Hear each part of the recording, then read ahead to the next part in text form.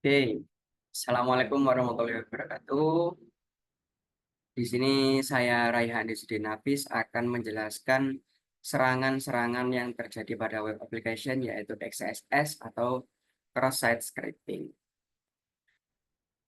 Kita next saja. Jadi apa sih cross-site scripting itu? Jadi cross-site scripting atau XSS itu adalah serangan keamanan web yang terjadi ketika penyerang menyisipkan kode berbahaya dalam berbentuk script ke dalam website. Nah, jadi serangan XSS ini biasanya itu hackernya itu menyisipkan sebuah kode JavaScript atau kode lainnya itu ke dalam sebuah websitenya ini. Nah, kemudian si user itu mengakses websitenya sekaligus memberikan datanya kepada hacker. Jadi hacker ini bisa mendapatkan data-data sensitif dari usernya atau biasanya XSS ini bisa merubah tampilan-tampilan website ini atau bisa disebut defacement. Nah, serangan XSS ini juga sudah cukup sering dan juga cukup cukup terjadi ya dalam beberapa tahun terakhir. Bahkan sampai sekarang pun serangan XSS pun ini masih banyak terjadi ya. Bahkan dari website-website kecil ataupun website-website besar. Oke, kemudian apa aja sih jenis-jenis serangan XSS ini? Jadi serangan XSS ini ada tiga jenis. Yang pertama itu XSS reflected, yang kedua XSS store, dan yang ketiga XSS down. Nah, pada kali ini kita akan membahas XSS reflected dan juga XSS store.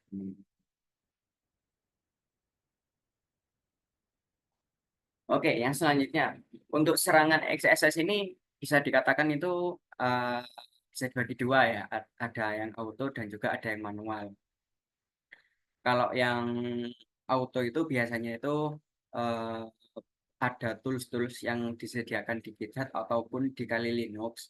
Nah, itu tools yang lumayan powerful itu ada OWASP, tapi OWASP ini tidak hanya XSS saja ya yang bisa dideteksi. Jadi WhatsApp ini seperti scanner yang dimana itu bisa mendeteksi eh, ada kerentanan apa sih yang ada di website tersebut. Biasanya ada SQLi, XSS, dan lain-lainnya itu bisa terdeteksi sama WhatsApp ini. Yang kedua itu ada Dalvok. Dalvok ini ya semacam eh, Dalvok dan XSPIR ini kurang lebih hampir sama ya. Cuma eh, jadi Dalvok dan Expert ini semacam XSS scanner dalam sebuah website juga. Jadi nanti kita itu kayak menginputkan sebuah URL di dalam toolsnya tersebut. Kemudian kita enter, nanti bakal ada payload-payloadnya atau link-linknya yang rentan terhadap XSS ini. Nah, bedanya Dalvok sama Expert ini itu ada pada linknya ya. Kalau Dalvok ini nanti bakal melihat semua linknya, tapi semua link yang rentan. Tapi kalau Xperia ini hanya satu link, akan tetapi dia itu lebih detail, ada payloadnya dan lain-lainnya. Jadi lebih jelas, ada payload, bahkan ada levelnya, ada high atau critical dan lainnya. Jadi lebih detail lah kalau Xperia daripada Davok.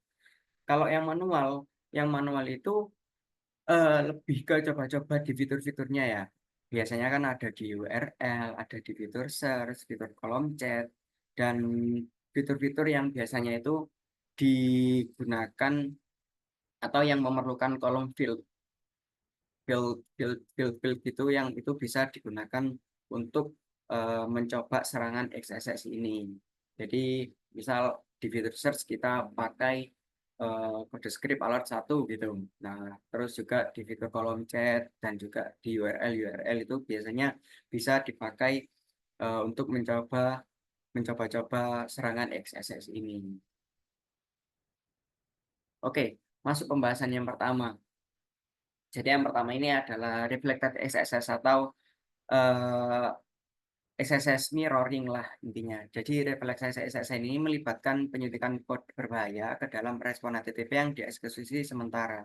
Nah, script ini tidak disimpan dalam aplikasi dan hanya berjalan ketika pengguna itu mengakses halaman atau tautan yang telah dimanipulasi oleh penyerang. Jadi uh, reflected XSS ini nanti udah diinputkan dalam client server, kemudian kita kirimkan linknya kepada pengguna. Nah, serangan serangan reflected XSS ini tidak meninggalkan jejak permanen di dalam server, beda dengan pembahasan selanjutnya. Nah, reflected XSS ini juga dikenal sebagai XSS tipe 1 atau first order atau non persistent. Nah, yang menjadi salah satu jenis serangan XSS yang paling umum terjadi di dunia nyata. Serangan ini itu terjadi melalui satu kali permintaan dan respon dari browser yang dimana muatan berbahaya dikirim dan dieksekusi secara langsung. Jadi biasanya itu kalau XSS reflected ini bisa diambil cookie dari pengguna dan juga eh, apa namanya PHP ID-nya, sessionnya dan lain-lainnya. Jadi langsung muncul seketika, tidak tidak perlu apa ya disimpan di dalam server. Oke, let's get practice. Mungkin daripada teori terus ya, mungkin kita langsung praktek aja. Bagaimana sih reflected XSS ini jika dipraktekkan menggunakan auto atau manual ya? Kita prakteknya pada kali ini. Oke, aku stop share terlebih dahulu.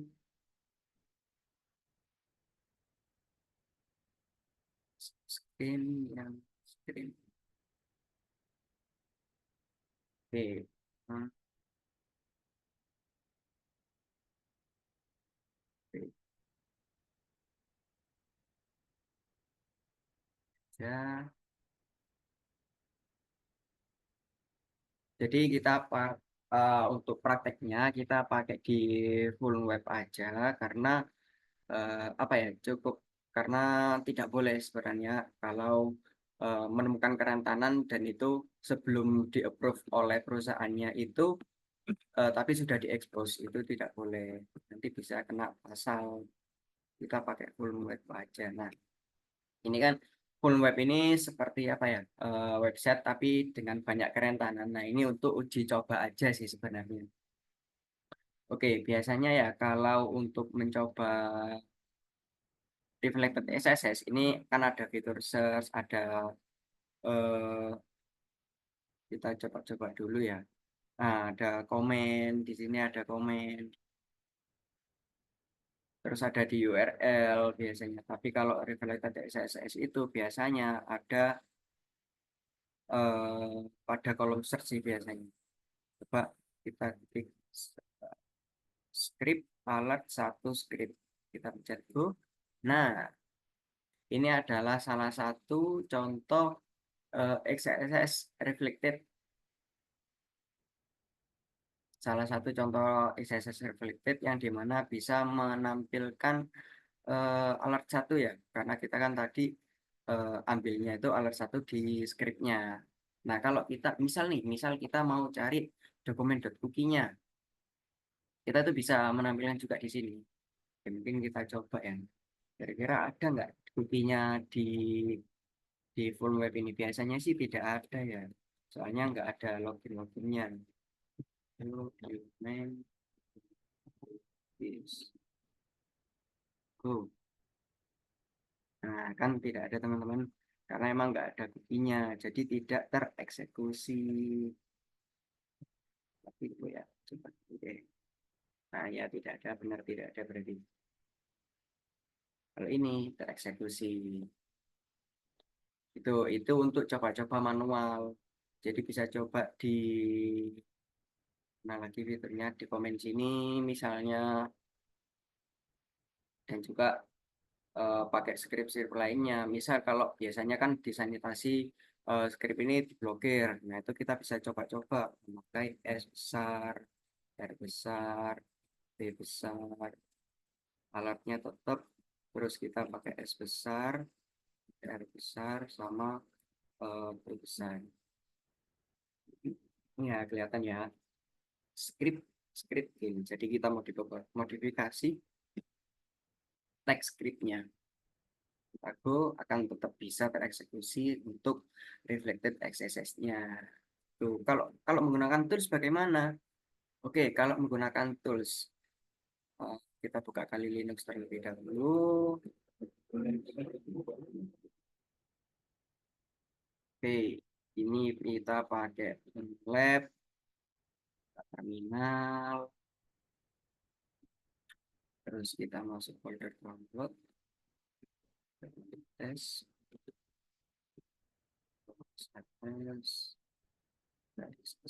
terus kita pakai Xsphere ya. Xsphere. Nah, ini Xsphere main U itu artinya URL, URL-nya ini ada di mana? Ada di tes PHP Phone Lab, list produk PHP cat 123. Ini ada di eh, sini. Nah, ini pakai link ini dah. Pakai link itu list produk PHP cat 1. Oke. Main V ini apa? Itu sebuah apa ya? Ancamannya, tripnya itu pakai apa? Pakai yang dua. Kita enter, nanti akan jalan.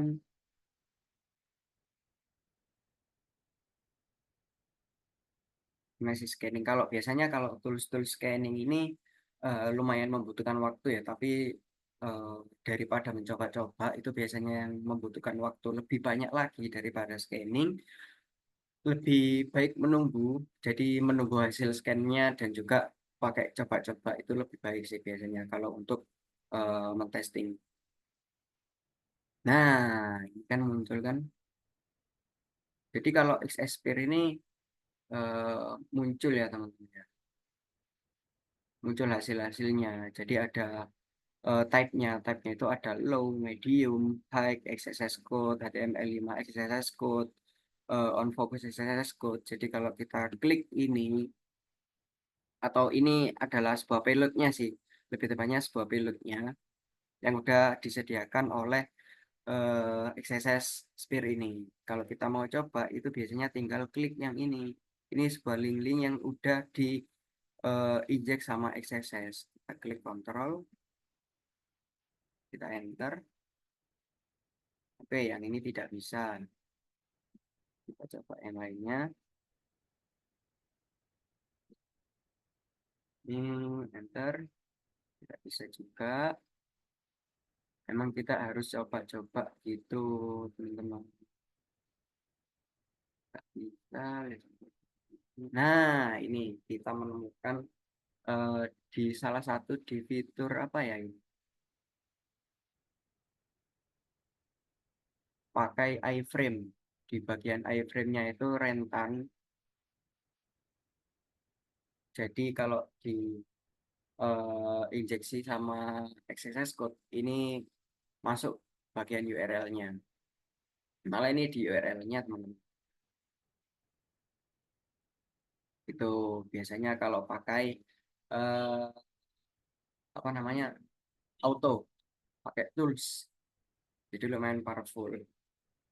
Oke, kurang kurang lebih begitu buat praktek reflected XSS-nya. Mungkin kita bisa lanjut ya ke pembahasan selanjutnya yaitu store XSS.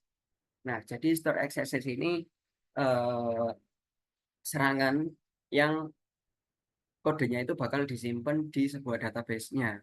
Jadi scriptnya itu disimpan secara permanen di server targetnya, di server webnya. Nah, script ini biasanya itu ditempatkan dalam elemen yang dapat diakses publik, seperti biasanya itu forum discuss, kolom komentar, atau log aktivitas pengguna. Nah, ketika pengguna lain mengakses data itu, nanti script ini akan dieksekusi tanpa disadari oleh usernya. Jadi serangan ini itu disebut XSS persisten atau XSS tipe 2 karena sifatnya yang menetap dan terus-menerus dieksekusi selama script tersimpan di dalam server.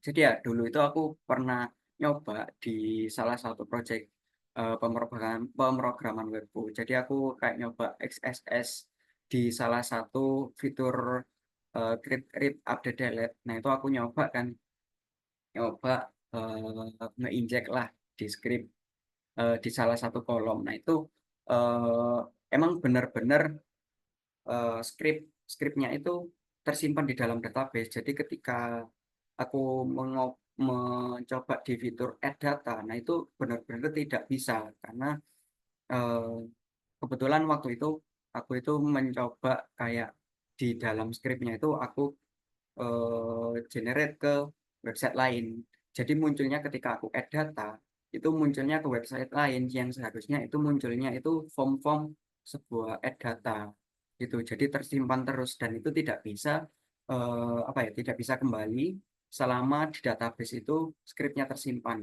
gitu. Jadi sangat berbahaya eh, store XSS ini. Nah, biasanya itu berpotensinya itu mengarah pada pencurian informasi sensitif, pengambilan sesi pengguna, atau bahkan akses penuh ke akun atau sistem yang rentan.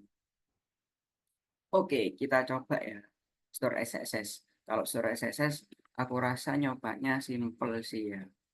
Dan juga kayaknya tidak bisa nih kalau kita coba di full web ini. Karena kan kita kan nggak punya akses database-nya. Jadi takutnya kan ada di basement lah di full web ini. Oke, kayaknya kita coba. Biasanya kan di komen. Kalau komen kan biasanya kan disimpan dalam database kan. Oke, kita coba aja. Kalau nggak bisa, komennya ini sedikit balik. Nah, itu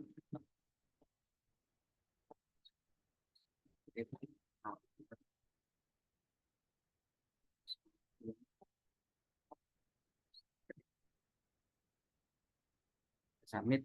Harusnya kalau ini emang benar-benar rentan, itu bakal muncul alert satu. Nah, ini tidak bisa. Karena apa? Karena ini hanya ini akan disimpan di database database full web ini. Kita tidak bisa mengakses database ini. Maka dari itu kita memakai DVWA atau Dem Web Library lah. Profil DVWA itu kita bisa download ya teman-teman. Nah, jadi kita download di Docker Hub. Ini lumayan banyak, lumayan powerful juga buat nyoba-nyoba pentest. Ada Brute CSRF, SL Injection, XSS, dan lain-lainnya. Kita run dulu buat DVWA-nya. Ini udah aktif. Kalau kita panggil di localhost, oh salah, sorry, tipe teman-teman. Localhost. Di sini kita pakai admin. Untuk username dan passwordnya ini bisa dilihat di sini karena emang defaultnya itu ini admin kosong, kemudian ini kita create dan reset database, kemudian kita login. Nah, ini kita masukkan admin, password dengan password login. Nah, kan banyak brute force, injection, JSF, CSRF, dan lain-lainnya. Nah, di sini kita ada bukan kita ada, tapi kita praktekkan yang XSS Store di sini karena kita bisa akses database-nya lewat sini. Oke, kita coba yang ini security-nya low. Jadi ada low, medium, high, dan bahkan ada yang impossible untuk dijebol. Kita misalnya isu untuk message-nya low, naikin. Nah, ini kan bakal disimpan tuh dalam database-nya, dikeluarin dalam komennya. Kalau kita injek pakai XSS gimana? Root XSS script alert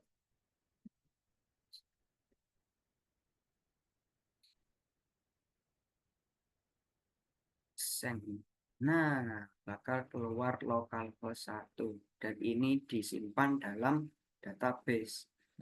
Jadi misal kita udah pindah-pindah nih, udah pindah-pindah. Tapi kalau kita buka fitur itu bakal muncul alertnya karena emang tersimpan database. Bahkan kalau kita logout nih, kita logout ya, logout terus admin Terus password login. Kalau kita buka Access Store ini, bahkan tetap ada karena emang tersimpan di database. Nah, ini tersimpan di database. Itu. Jadi buat untuk ke selanjutnya kita bisa clear dulu. Nah, clear supaya database-nya juga terclear. Ini kalau kita akses lagi sudah tidak ada alertnya. Coba ya, coba ke security level medium di VPA medium submit Access Store. Kalau ini sepertinya beda kayak tadi. Coba langsung aja script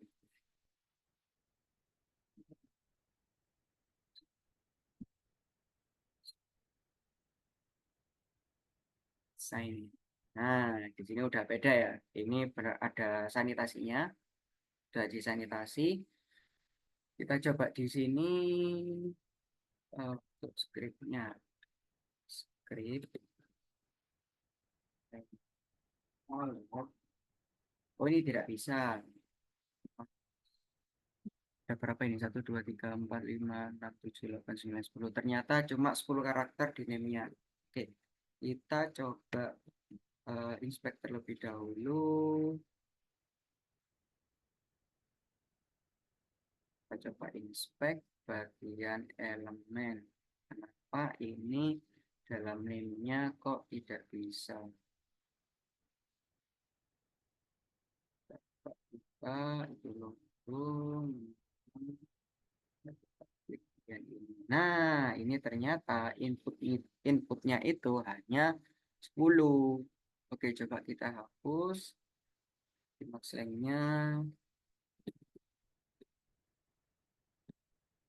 hapus. Kalau kita inputkan lagi nih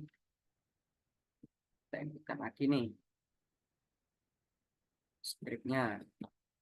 Jadi kalau pakai inspect kan itu hanya terjadi di website kita kan. Nah itu tapi kita bisa ubah-ubah script.